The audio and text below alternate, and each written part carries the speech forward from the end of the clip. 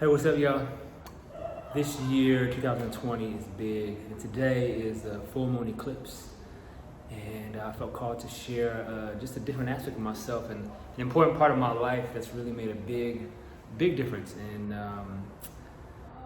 when I moved through transitional times, through challenging times, through turbulent times like we're going through right now in our country and on the planet, and to help you with get perspective and be that eye at the center of the storm. Okay, so I took some notes down, and I highly recommend you check out Power Path. Okay, so I've been tuning into this probably the last decade, and I usually read like the monthly outlook, and sometimes I'll read it at the end of the month to reflect and see if it was synergized with what I experienced versus having known the reading and then feeling like I've somehow created that through my intention. So needless to say, I feel like astrology is an important part of getting into flow with life, flow with the seasons, and just like when we take time to reflect and be still, whether it's through meditation or Qigong or yoga, there's a quality of awareness that is activated that isn't part of our normal awareness, right? We go from a beta brain waves to alpha, right? Where we're in a more contemplative space. And when we're in that space, we shut off the inner critic, called the dorsal lateral prefrontal cortex, I believe, from a neuroscience perspective. So when we do these practices of breath work and so forth, the inner critic clears, and we're able to see more clearly what it is that our heart desires, what we truly want from our life. So I took some notes down from this last Power Path, and please check it out. But I want to start doing this at least monthly, and when I feel a really potent full moon or new moon, I'm going to share about that. So today I got my hair down, you know what I'm saying? So a new side of me is going to be coming online here this year to share what's been working for me. And this has been an integral role in my awakening, in my process, and how I deal with the stresses and the challenges of life.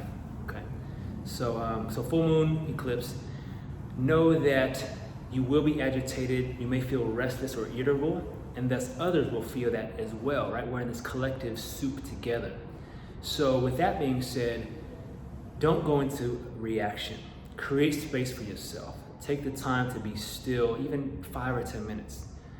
Take the time to go within, right? Do something nourishing for yourself first and foremost, so that way you don't react or make hasty decisions, okay, from your emotions, right? Let yourself, especially these next 3 days, right? The power of the full moon from Chinese medicine and astrology is 3 days, three days. So this energy is going to be working. Even if you can't see the eclipse, the energy is still at work, okay? And think of it just like the weather, right? I want to know if it's snowing or if it's raining outside, or if it's a sunny day. Then I know whether to bring a jacket, whether I need short pants. I'm prepared. So in the same way, when I tune to the full moon, the new moon, these patterns of the universe, I'm able to prepare myself and have more clarity moving forward. So this is what I invite you to do. There's a lot of energy happening on the planet, right? And there's a lot of polarization, right? And when we can take the time to quiet ourselves without going into a knee-jerk reaction, we're able to respect each other, be with each other, honor each other, because all of us are suffering on some level, right? If you're a human, you've experienced suffering and pain, right? And one of the most beautiful quotes I remember from reading the Buddha's Brain, it's called the second dart, right? So when there's pain of some kind in our life, whether it's physical, mental, emotional, right? Challenging times, we can see it as it is, feel the emotion, and where we get into trouble is when we throw that. So that's the first dart. When we throw that second dart of judgment, oh, I'm feeling sad, or I'm feeling angry, and now I'm judging myself because I shouldn't feel angry because of X, Y, or Z, or I shouldn't feel this way, I should be better than this. That's that second dart that then creates more suffering and more resistance, okay? So don't throw that second dart. Relax yourself, be compassionate to yourself, with yourself, be compassionate with others, and really tune into forgiveness, okay? In the past 12 years since I've been doing medical Qigong healing work for myself, medical Qigong healing work both with one-on-one clients and in groups, forgiveness is one of the most powerful healing tools, okay? And I'm going to be teaching you practices throughout the course of this next year that are free right here to heal and to grow and to strengthen your heart, your body, your soul. So right now, it's been 5 minutes. Put down a time slot in the next 3 days to give yourself 10 minutes, 20 minutes, 30 minutes. It can be out in nature, it can be a walk. Just get some time to yourself, okay? Help to calm, all right? Now this is the potent time frame of evaluating your life from neutrality. So I do this every year at the new year. Is I'll reflect on the last year, and I'll look at all the big wins, all the amazing things that have happened personally, professionally, relationship-wise, and really honor that, and celebrate. And then that helps me close those chapters, okay? And I'll also look at things that didn't go so well, challenges that I went through, things that I realized just don't work anymore, or old habits that just aren't serving me. So that way I can move forward and have really clear intentions, okay? We don't want to stack intentions on top of unresolved or unmet expectations, okay? It's like, wow, I expected this of myself, or I intended, and it didn't happen. And I'm a little sad, but that's okay. It didn't happen for a reason. And now I can move forward with more clarity because I've taken that hour or whatever it is for you to reflect on my life, okay? So reflect on your life, reflect on your life. Be grateful and be honest with yourself, be honest, okay? Of where you want to change, okay? So this is a powerful time for evaluating your life from neutrality. So my recommendation is do one of my Qigong practices, or 2 more Breathwork, okay? And then begin to journal, begin to write, reflect, okay? Reflect. And then from that, you're gonna start to find some jewels and some wisdom from that. And from there, then breathe into this new life in 2020. What is your soul most desire? Give yourself permission to want what your heart wants, right? And so as an example for myself, the last at least 6 months, I've been like, I have to write. I love writing, and I've got to write my story just for myself, and write about the journeys that I've been through and the struggles and everything. And I'm also working on a Jedi manual for the new medical Qigong practitioners. This is year number 3, so I'm so stoked for those of you who feel called to go deeper into self-mastery. We begin in March. So, I want to really have a Jedi manual for each one of you. And yet I haven't really worked on it.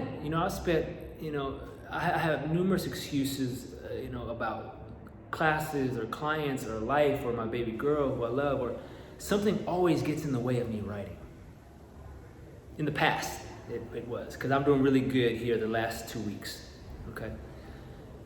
So you can see also there that little conscious language shift. Is in the past, I was making excuses and not creating the space, not creating the time. And the spiritual path is 80 to 90% is letting go of expectations and unmet expectations of ourselves and others.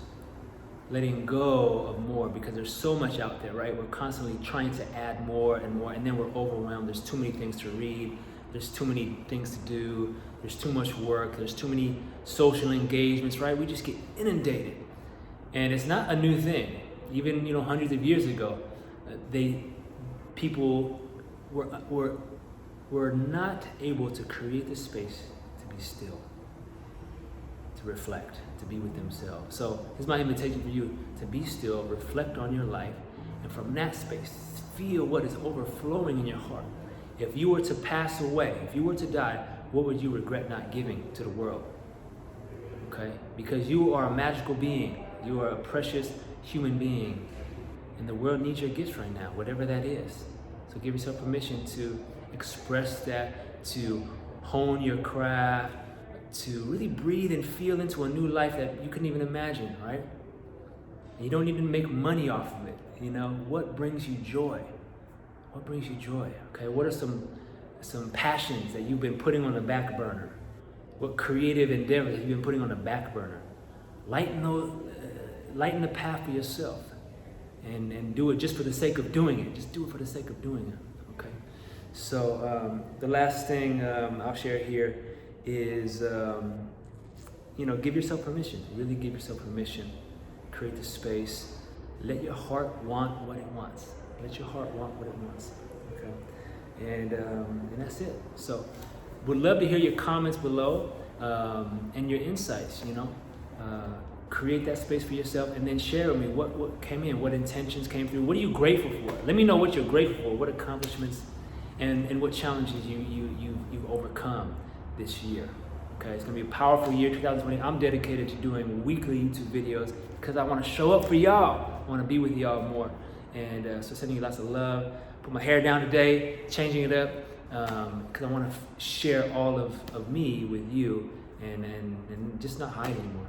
All right, love y'all. Have a blessed rest of your day, rest of your weekend. I'll talk to you soon.